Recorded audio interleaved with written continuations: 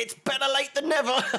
Chelsea scrape the win and continue the run to make it 13 wins in a row against Palace. Before we begin, as you can see over here, we are so close. We're into the final 100 subscriber stretch away from 7,000. Before the end of the year, we still got another game against Luton, so fingers crossed that helps a little bit too. But yeah, please do subscribe. Hit the bell notification so you don't miss any content, and of course, hit the like button as well. A quick explanation as to where I was yesterday for the game. I was moments away from starting.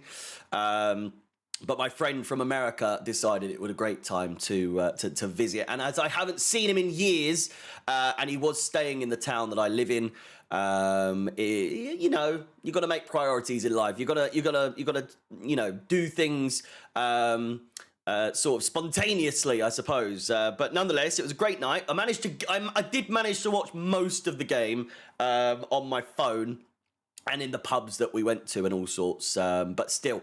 With that said, consistency will become a more regular thing for me. I've promised that a few times, but I feel like for the most part, I'm consistent. There's things going on in the background, as you all know, and that's a promise from myself to you. But with Chelsea, consistency is something we are far, far from. And I know this kind of feels like a preview. It's obviously the day after. I'm recording this at like 11 a.m. the day after the game.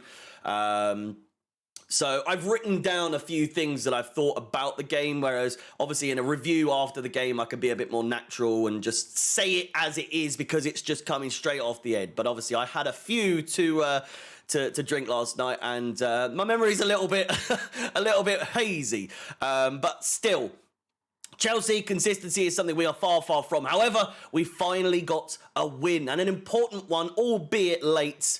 Once again, it's becoming a bit of a thing. Whenever we do win, it's a bit late. Standout performances. I thought Gusto was great. I've banged on this drum many times. I think Gusto is an unsung hero. I think he is one of those players who he does his job so well, and it kind of goes underappreciated. Whereas in the last two games, in particular, he's starting to get his flowers. He's starting to get the praise that he so desperately deserves. 2 assists in 2 games for Mudryk's 2 goals in 2 games.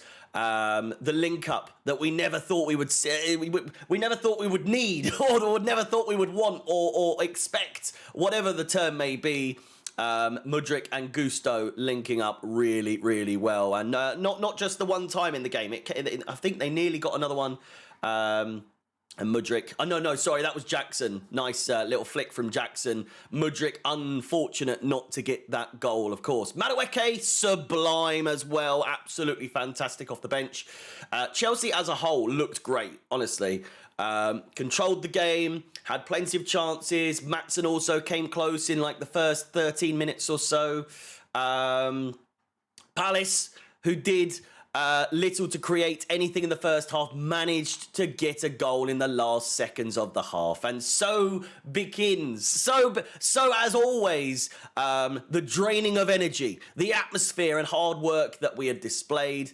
Albeit, once again, it's not quite good enough. There's signs it's good enough, but if we don't capitalise on chances, then goals like Elise scored are going to continue to cause problems. I think I tweeted about the goal and said it was like flashbacks of Rodrigo's last-minute goal for Real Madrid. But it is the theme where we're so used to 20 minutes or so of hard work, and then it's, we've gone to shit again, or it's just the same thing. This time, we actually lasted quite a while, and then it's the even worse than it typically is, the last second goal to see Palace equalise in a game where otherwise they've really done nothing to do to create. Watching the goal back, I had to watch the goals back at least. It is in fact Caicedo. I don't think I've seen too much in the way of criticism towards him, but he was the person who should have been tracking the run. However, Badiashile and Colwill are caught marking Mateta, but it's Colwill who just seems to be wandering around aimlessly in the move, and then you just see Caicedo standing still once Elise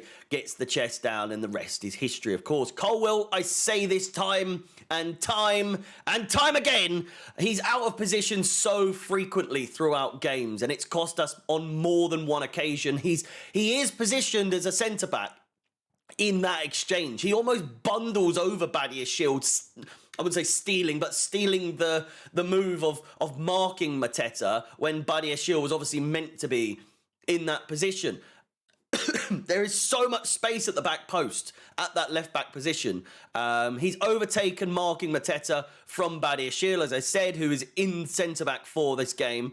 It's not the first time, and it won't be the last time. That said, not to pile on Colwill, Badiashile is in horrid form as of late. Really, really bad form.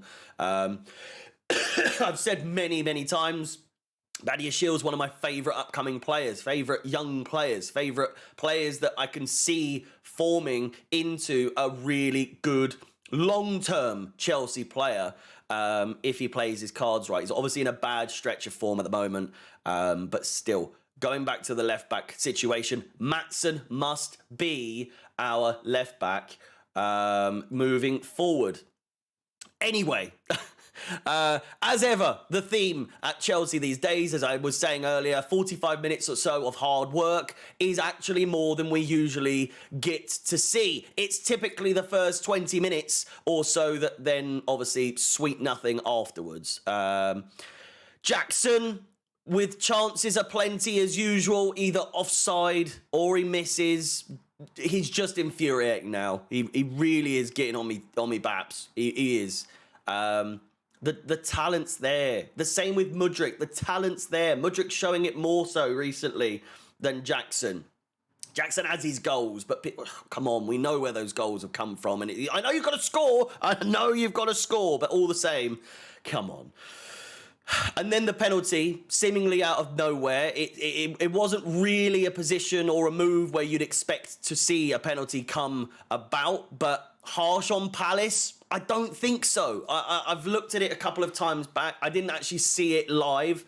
But yes, Madueke is stretched out, but the contact is so significant that it can't be ignored. It's a penalty. It nearly snaps his leg, not intentionally, but the move, obviously, but as a result of Madueke planting his foot, it doesn't look good. Great penalty from Noni, right at the death, seemingly, but then obviously another 8 minutes of which Palace didn't really come close, and even then we actually got to the corner flag and managed to hog the ball at the corner flag, not something that we have seen for a long time. Gilchrist, absolutely phenomenal in the seconds or the minutes that he was on. Exceptional passion, especially on that right-hand side towards the end of the game. Proper tackle, proper Chelsea, proper intensity, something that you want to see from all of these Chelsea players, and hopefully we do. Without getting bookings, obviously. From Poch, I don't think it really makes, it really takes the pressure off of him. Maybe it does just a little bit, but still, substitutions late. I think 60 minutes, albeit the first half, it didn't really seem like we needed to make a substitution, but still, 60 minutes, it's like watching Potter again, honestly.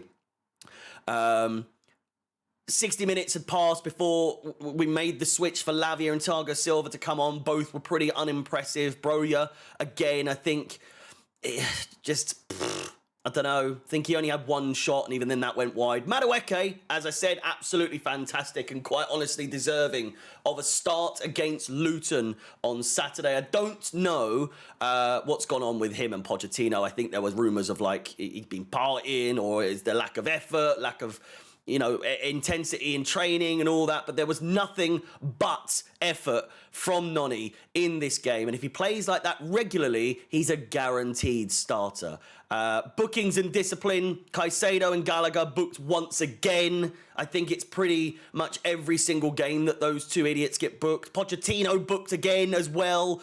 It's no wonder we have a discipline problem when even our manager is getting booked and suspended as much as regularly as any of our players. 59 bookings this season. 59! That's an average of three bookings every single game. Outrageous numbers. We had 77 bookings all of last season. We're only at the halfway mark here with 19 games. Overall, a win, of course, is a win. I don't like us leaving it down to penalties, and I don't like leaving it down to the, you know, right to the death as we have done more recently. But we fought for it, all things considered, and for that I am happy. Palace weren't much of a threat. We're still missing clear-cut chances, but we've managed to come away with all 3 points. Let me know your thoughts on the game in the comments down below. Be sure to subscribe, like the video, and hit the bell notification to be notified of any future content. So close to 7,000 subscribers. It's Luton next, and they're on shit-hot form at the moment, so get ready for what's to come. As always, my name is Harry. Up the Chelsea, and peace.